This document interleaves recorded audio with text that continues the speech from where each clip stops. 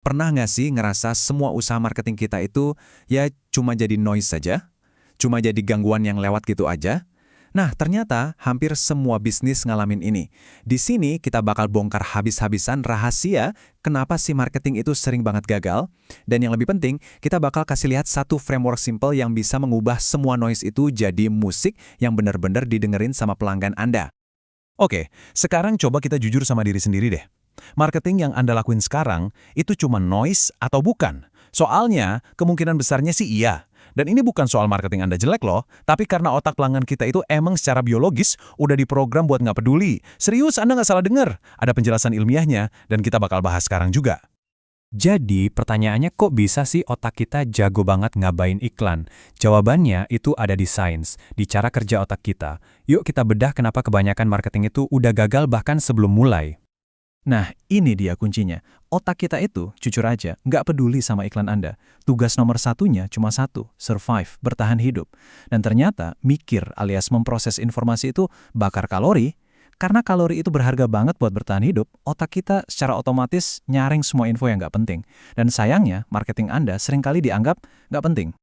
Coba bayangin gini deh, kalau pesan marketing Anda itu membingungkan, itu sama aja kayak nyuruh otak kerja sia-sia.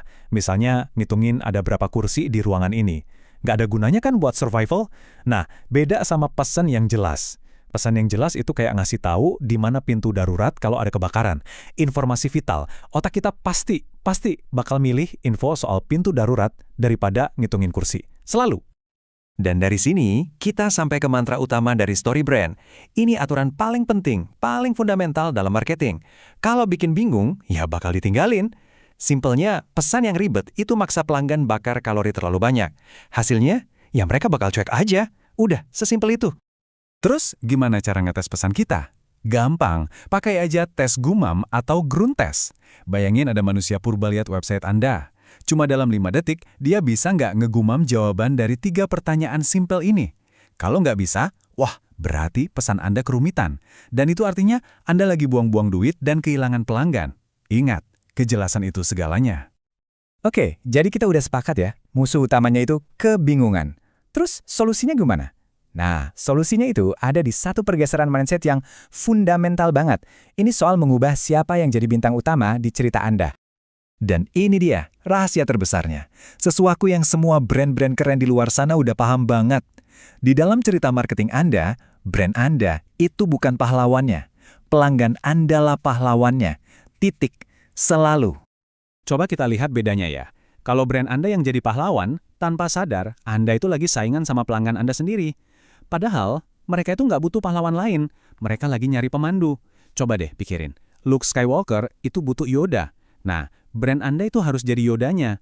Jadi pemandu yang bijak, yang bisa dipercaya, yang tugasnya cuma satu. Bantu si pahlawan, yaitu pelanggan Anda, supaya menang. Terus, gimana caranya jadi pemandu yang keren? Gampang. Anda cuma perlu nunjukin 2 hal. 1, empati. Tunjukin kalau Anda tuh beneran ngerti masalah mereka, gua ngerti banget kok rasanya. 2, kompetensi. Buktiin kalau Anda emang punya solusinya. Tenang, gue bisa bantu. Gabungan 2 hal ini, langsung deh bangun kepercayaan. Oke, mindsetnya udah dapat nih. Pelanggan itu pahlawan, kita pemandunya. Sekarang kita butuh petanya kan? Nah, ini dia kerangka kerja SB7. Anggap aja ini resep 7 langkah buat bikin cerita yang bikin orang nggak bisa berhenti dengerin. Ini dia nih, jantung dari semua ini. Coba perhatiin deh, hampir semua cerita sukses yang kita tahu, dari Star Wars sampai The Hunger Games, itu pakai formula 7 langkah ini. Ada seorang karakter, itu pelanggan Anda, yang punya masalah. Terus dia ketemu seorang pemandu, itu brand Anda, yang ngasih dia rencana dan ngajak dia bertindak supaya dia bisa menghindari kegagalan dan akhirnya meraih kesuksesan. Formula ini manjur banget karena emang udah nyantol di cara otak manusia mencerna cerita.